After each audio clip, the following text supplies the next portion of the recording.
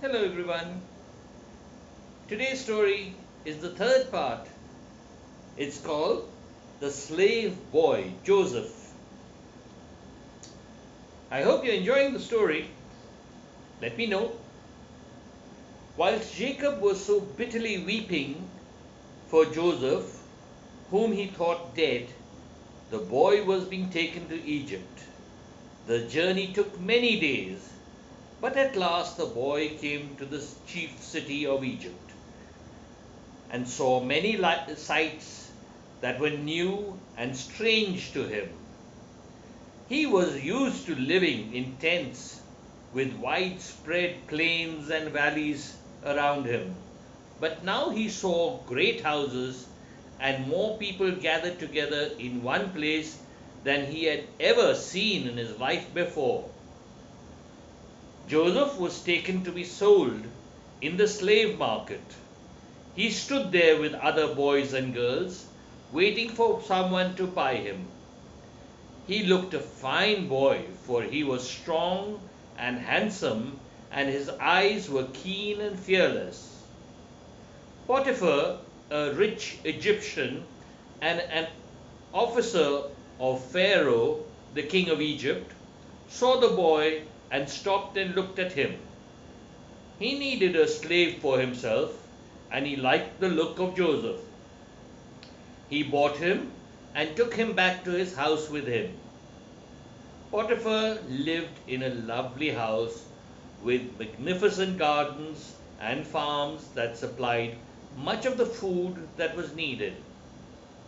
At first, Joseph felt strange in such a place, for he had never lived under a roof before, only in a great tent. But soon he knew every inch of Potiphar's house and garden, and his keen mind soon understood how it was run and all that was done there. Joseph was a clever and honest youth. Whatever he did well, and Potiphar liked him and trusted him.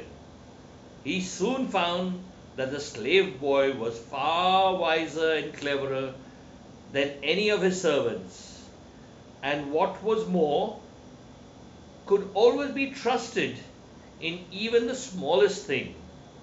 So as the time went by and the boy grew into a young man, Potiphar put more and more into his hands. He gave him charge of his goods and money. He put him in charge of his household and allowed him to oversee everything.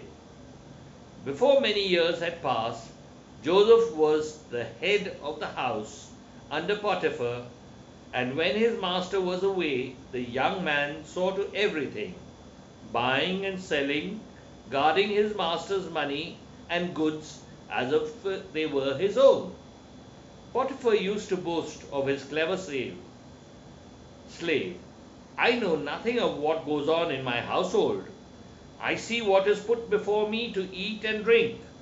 But that is all I trouble to know, said Potiphar. Joseph, my slave, manages everything for me. And since he came to me, my whole household has been happy and has prospered well. But the day came when Joseph had to leave Potiphar's house. Potiphar's wife took a dislike to the young man and spoke evil of him to her husband.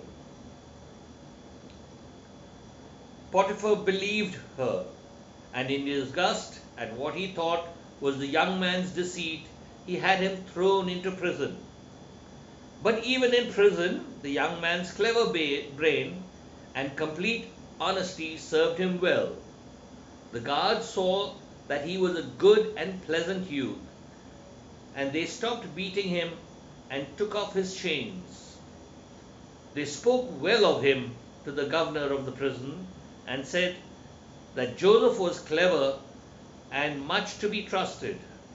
They told the governor of his quick brain and how wise his advice had always been. And so it came about, even the governor of the prison trusted Joseph and soon put him in charge of all the other prisoners. And as time went on, he put him in charge of the prison itself, so that Joseph had only the governor over him. He did this work quickly and well, and everyone loved him and admired him, the lowest prisoner as well as the governor himself. Now, one day the governor called Joseph to him and spoke to him. "Two new prisoners are to come today," said he. "One is the king's butler, who fills a cup with wine for him, and the other is the king's baker, who prepares his bread." Why has Pharaoh sent them to prison?" asked Joseph in surprise. "They are surely men of high rank. Have they been trying to poison Pharaoh?" "That I do not know," answered the governor. "The king himself is making inquiries, and if he finds the men are guilty, he will set their punishment. But I have called you to me, Joseph, because I want to put you in charge of these two men. You will wait on them and serve them." So it came about that Joseph waited on the king's cupbearer and on the king's baker, the two men who were afraid of what might be going to happen to them, liked the young man very much. They talked to him and told him their troubles and fears. When some months had gone by, these two men each dreamt a strange dream on the same night. The dream was so real to them that each prisoner felt that there must be some meaning or warning in his dreams. They sat silently puzzling over their dreams, and Joseph was surprised to see them both looking so sad. "Why do you look sad today?" the young man asked. "We have each dreamt a strange dream," they answered, "and we are sad because we cannot go to anyone in the city who could tell us the meaning of our dreams."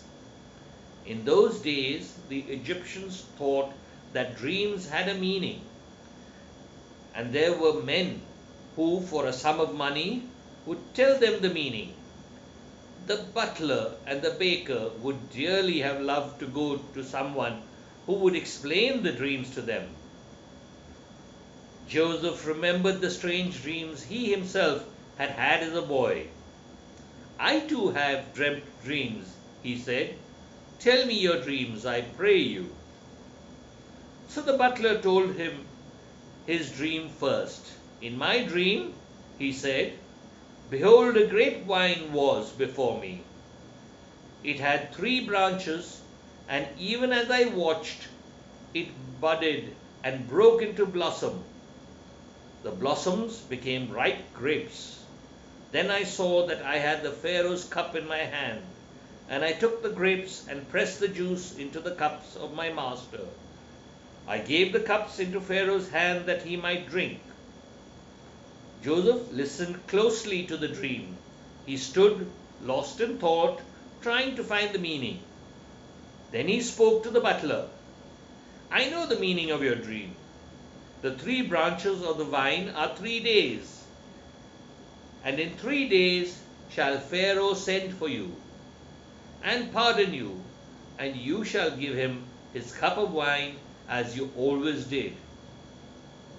The butler was overjoyed. Joseph saw his delight and spoke again to him. "Think of me when all is well with you, and you are once more with your master, loved and trusted. Show kindness to me, and tell Pharaoh about me, so that I may be taken out of prisons. I only became a slave because I was stolen away from my family, and I have done nothing in this land for which I should be put in prison." The butler gladly promised Joseph that he would remember him when he went back to Pharaoh.